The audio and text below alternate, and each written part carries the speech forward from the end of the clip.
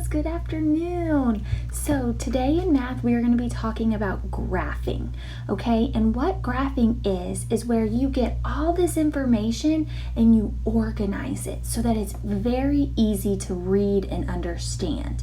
Okay, so the way that we can organize it is by different types of graphs. So just like you watched in the first video, we're talking about bar graphs, okay? So what we're gonna do is we're gonna look at all this information right here. Do we see how we have all kinds of balls, sports balls, all over the place, right? It's kind of jumbled, it's really hard to understand. So what we're gonna do is we're gonna talk about how we can organize it. And that is called organizing data. Okay, ooh, data, that's a big word. So we're going to use a bar graph to help us organize the data that we've collected. So what we're going to do is we're going to take a look at this paper and you're going to help me fill it out, okay? And then once we do it together, then you're going to have your very own page and you get to do it by yourself. So make sure you're paying attention so that you know what to do when you have to do it by yourself, all right? Okay, here we go. Okay, kiddos, so here's my paper. Now, this is a paper that you do not have, so I want you to make sure that you're really following along with me, okay? So, right here, we're gonna look at our graph before we even start filling it out. So here's all of our data, okay? And this is what we want. We want to organize this data, okay? So what we're gonna use here is this is a bar graph. Do you see how it has little bars, okay? So what you need to always remember when we're using a bar graph is that we always start at the bottom and then we work our way up, okay? You can't just pick where you want to start coloring it because then it's very difficult to read. So just like you see here, we start with 0 and then as you go up, that will tell you how many balls you have of each. So if we started up here at 6, would that make sense? No. So when we're doing a bar graph, we always start at the bottom, okay? So where do we start? At the bottom. Good job. Okay, now I want you to look right here at all of these things.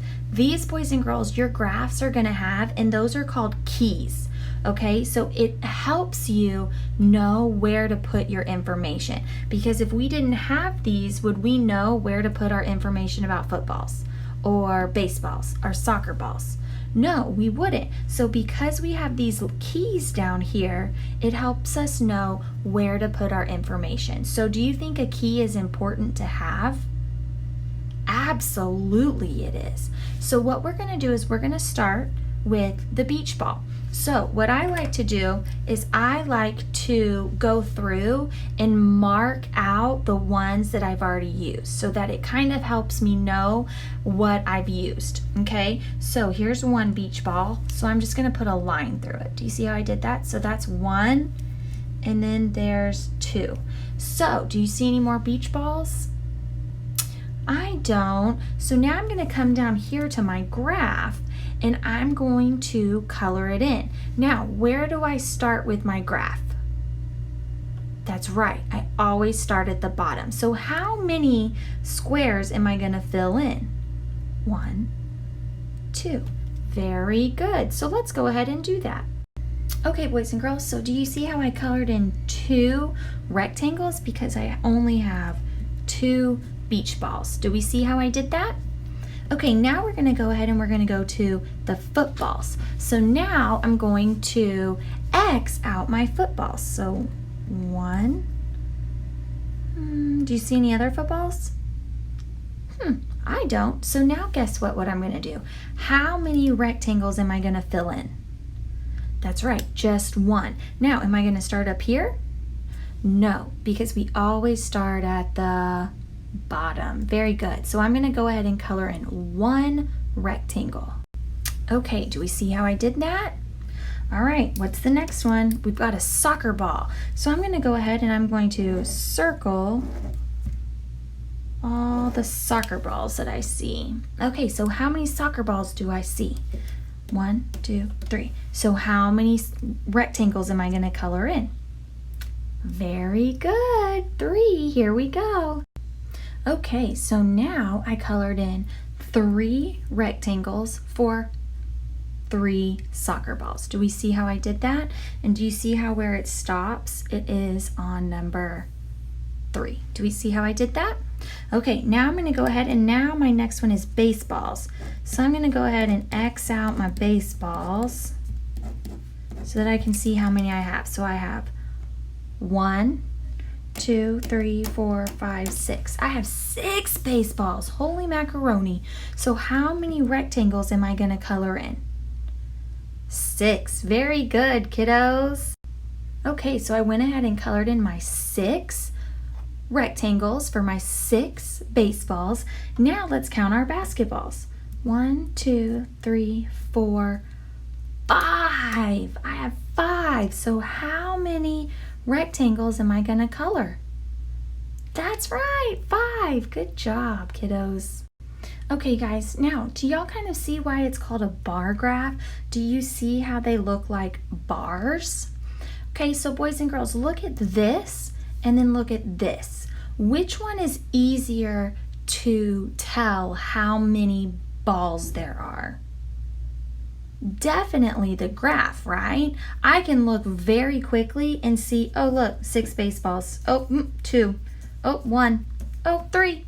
Oh, 5. Instead of me going 1, 2, 3, 4, 5. Oh, there's 5.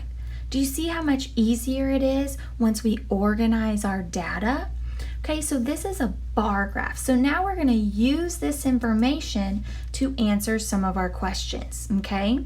So it says, how many beach balls are there?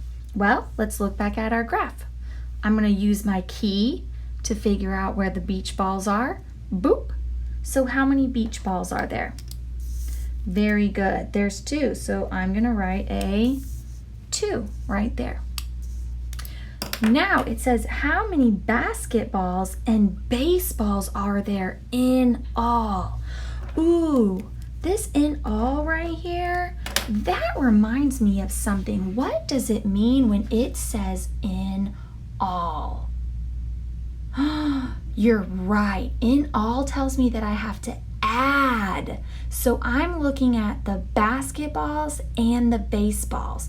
So I'm just going to count them together. Well, I know that this is how many?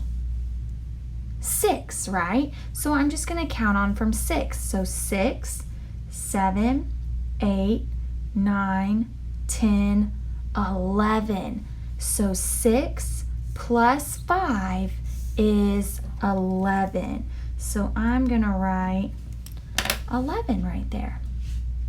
Now, boys and girls, this is where it gets tricky, okay? So this question says, how many more baseballs are there than footballs? So let me look at my baseballs. See my baseballs? Now I'm going to look at my footballs. So there's 6 baseballs, but there's only 1 football. So how many more squares would I have to color to make it equal to baseballs? Well, let's count. 1, 2, 3, 4, 5.